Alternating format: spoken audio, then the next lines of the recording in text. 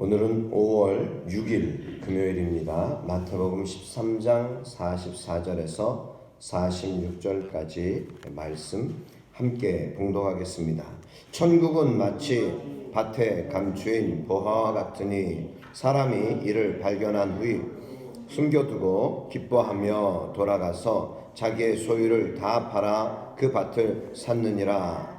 또 천국은 마치 좋은 진주를 구하는 장사와 같으니 극히 값진 진주 하나를 발견하매 가서 자기의 소유를 다 팔아 그 진주를 사느니라. 아멘. 44절 중심으로 천국은 마치 밭에 감추인 보화와 같으니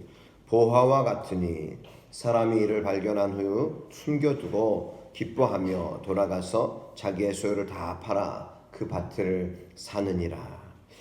미국의 부호 록펠러의 이야기가 하나 있습니다.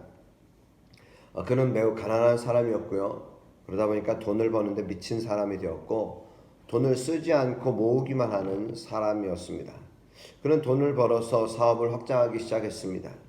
배를 사서 고철을 실어 나르는 사업을 하고 있던 어느 날 사무실에 전화가 걸려왔습니다. 배가 짐을 잔뜩 싣고 오는데 폭풍우를 만나서 위험하다는 것이었죠.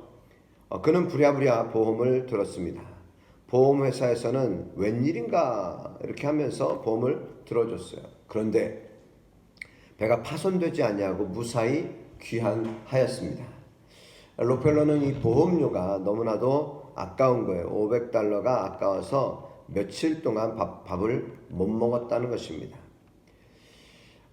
그는 많은 사람이 비난을 했습니다. 이렇게 악착같이 돈을 벌어서 상당한 부자가 되었는데도 그는 돈에 대한 욕심이 너무나도 지나쳐서 사람들은 그에 대해서 많은 비난을 하였습니다. 욕심이 끝이 없는 것이죠. 그러나 돈을 벌 수 있는 일을 하면 무엇이나 가리지 않았습니다. 그가 아주 가상천외한 그런 이 생각을 하게 되었죠. 할 수 있는 대로 미국에 있는 모든 석유를 다 사들이기 시작합니다. 은행 빚을 내서 석유를 다 사들여요.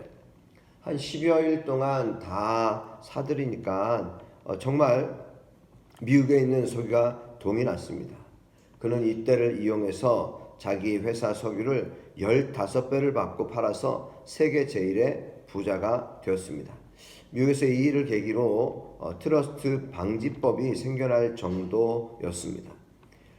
그러나 그도 이러한 욕심에 이끌려서 살다 보니까 어떻게 됩니까? 욕심에 이끌리면은 그리고 그러한 다른 사람들의 적이 생기다 보니까 그가 병이 생겨서 죽게 되었습니다.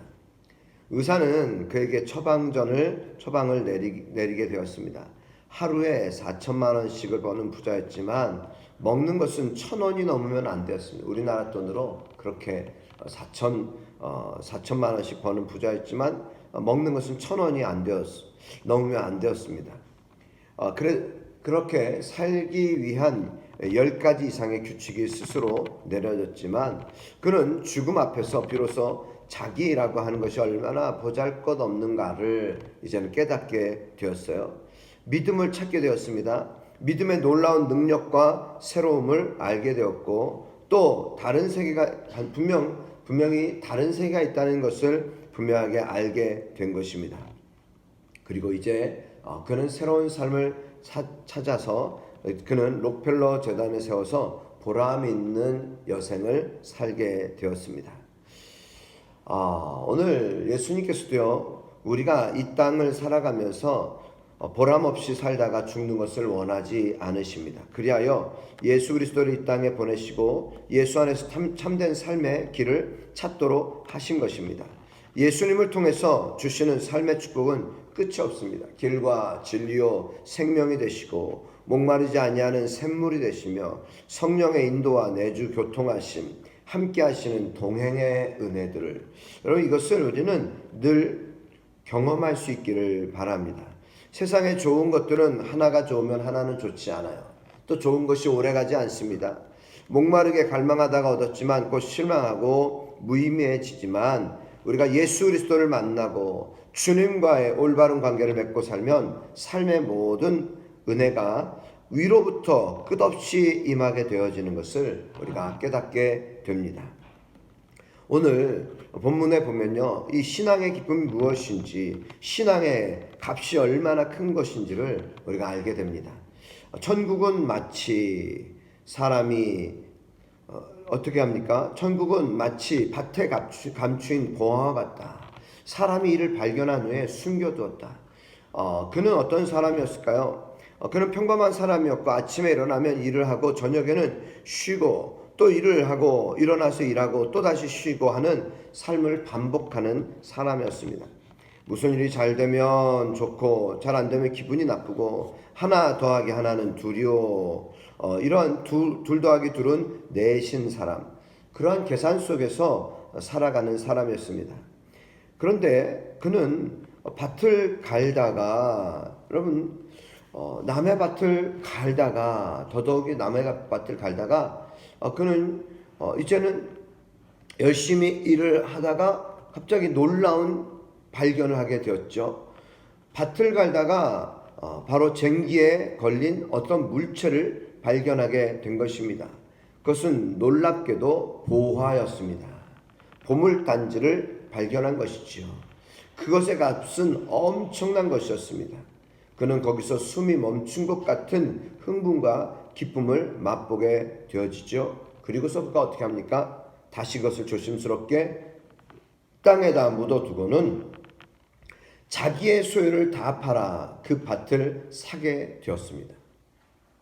여러분, 보화를 발견해서 다시 땅에 감추어두고 돌아가서는 자기의 모든 소유를 다 팔아서 그 밭을 샀습니다. 그 밭을 샀으니까 그 보화가 자기 것이 되었다는 것이죠.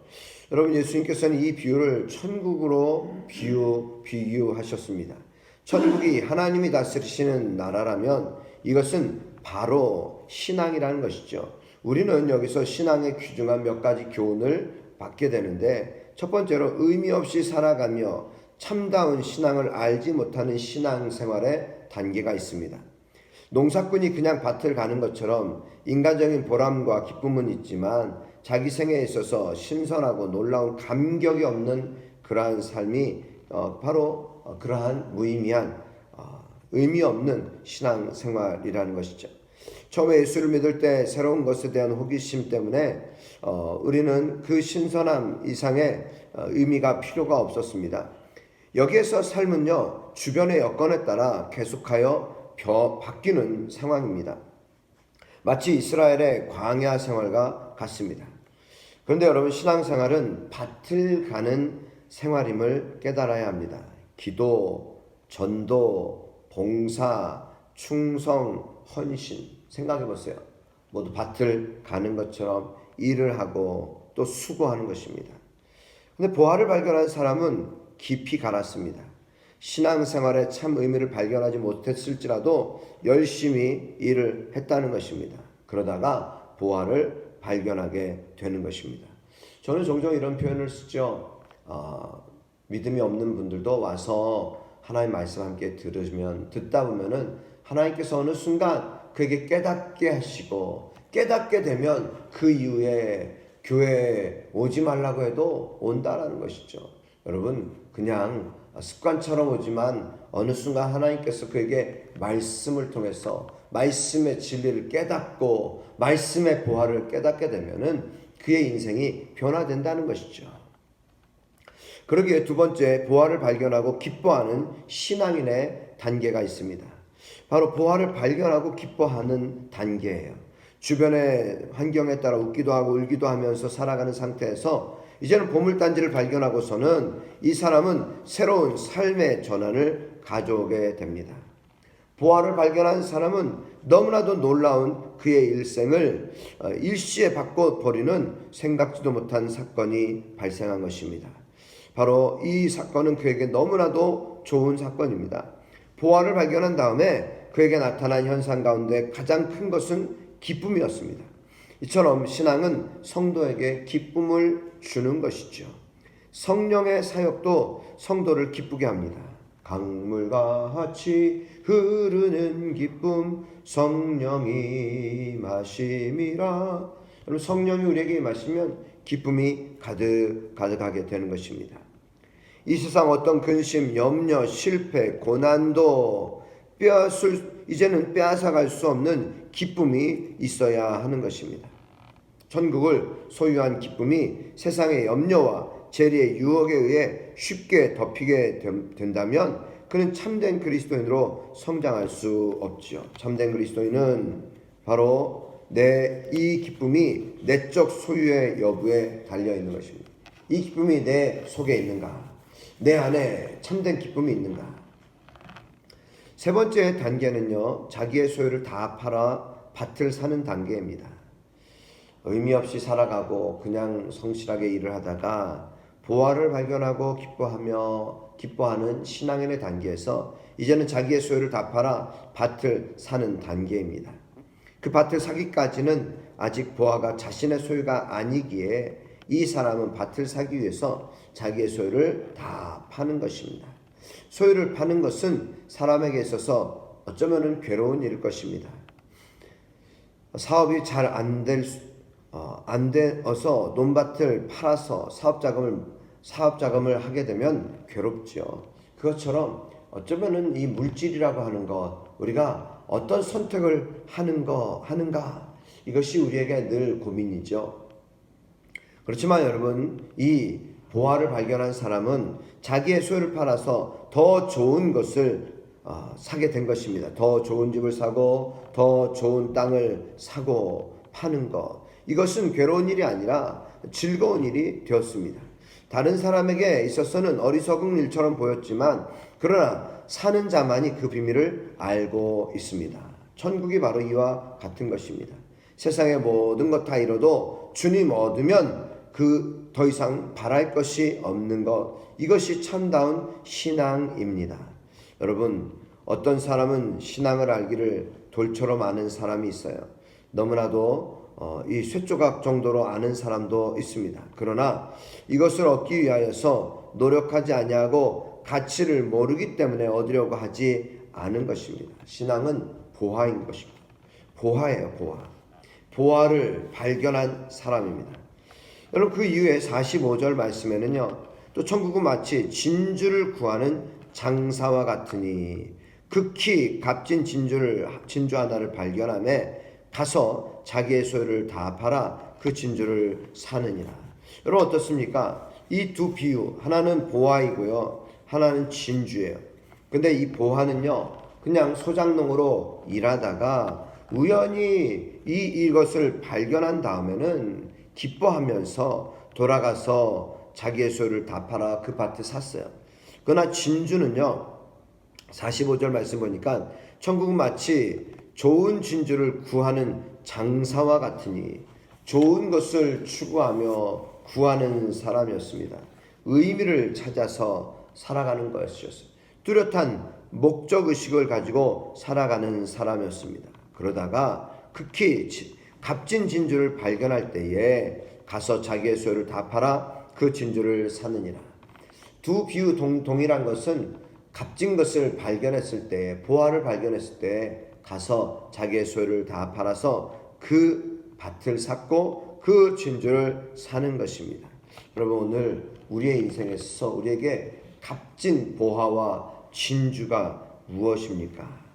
그것을 발견할 때 우리의 행동, 태도는 어떻게 바뀌었습니까? 여러분, 오늘 이 진주를 발견하고 이 보화를 발견할 때 기쁨을 누리는 데서만, 기쁨을 갖는 데서만 우리가 멈추는 자들이 아니라, 여러분, 그 기쁨을 어떻게 합니까? 영원히 간직해야죠. 주님과 함께. 그러기에 그 어떤 것도 바로 예수 그리스도, 예수 그리스도보다 더 소중한 것은 없다는 사실을 기억하실 수 있기를 바랍니다. 천국은 무엇일까요? 천국은 바로 값진, 바로 예수 그리스도를 발견할 때에 내 안에 참된 기쁨이 있게 되고요, 또 그것이 잠시 일시적인 것이 아니라, 또 어떤 유행이 지나면 멈추는 것이 아니라 그 기쁨이 영원히 지속되는 거예요. 왜? 예수님이 나의 삶의 이유가 되기 때문입니다. 오늘도 저와 여러분들이 값진 보화, 값진 진주를 발견함으로 인하여서 내 삶의 그 어떤 것도 그것보다 더 값질 수 없고 그것보다 더 소중할 수 없다는 사실을 고백하며 나아갈 때, 그때 진정 우리는 참된 신앙인이고, 그때 비로소 정말 우리의 삶에 주님을 위하는 삶, 주님과 함께하는 삶을 살게 될 것입니다. 함께 기도드리겠습니다.